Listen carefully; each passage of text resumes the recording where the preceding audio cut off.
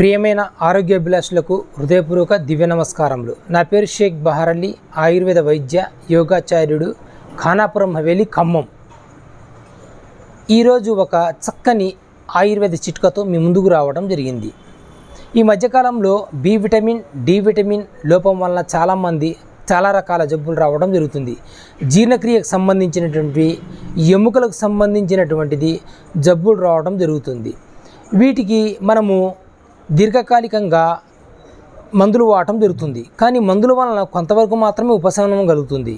మిగతాది ఆహారం ద్వారా కూడా మనం తీసుకుంటే చక్కగా దాంట్లో ఉన్నటువంటివి విటమిన్లు చక్కగా శరీరానికి అంది, శరీరంలో విటమిన్ లోపంస్ ఉంటే వాటిని చక్కగా తగ్గించడంలో అద్భుతంగా పనిచేస్తుంది.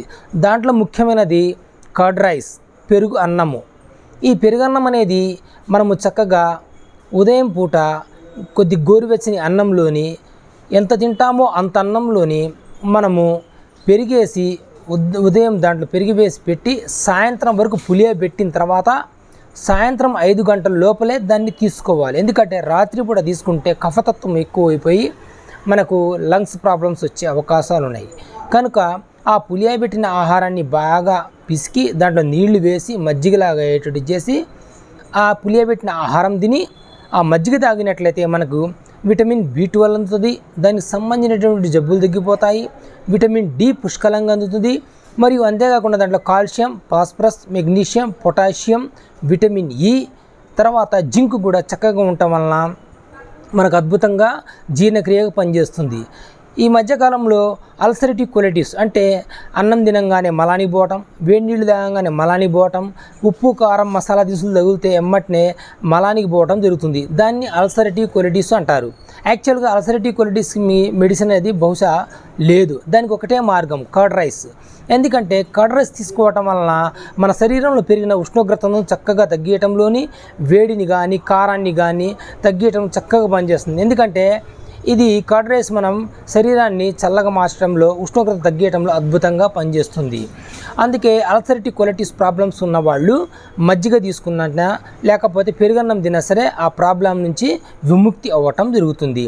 ఎముక ప్రాబ్లంకి D విటమిన్ ఉండటం వలన ఎముక ప్రాబ్లం తగ్గుతుంది. B12 ఉండటం వలన B12 లోపం వల్ల వచ్చిన జబ్బులు తగ్గుతాయి.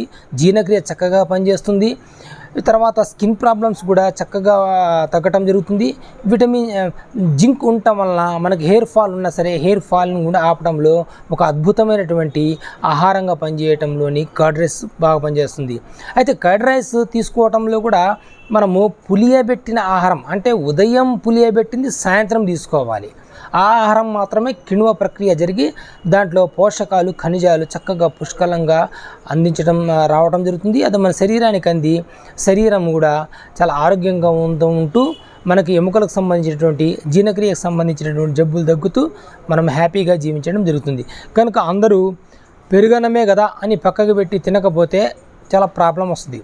పులియబెట్టిన పెరుగన్నం తినటం ఆరోగ్యానికి మంచిది. జై హింద్.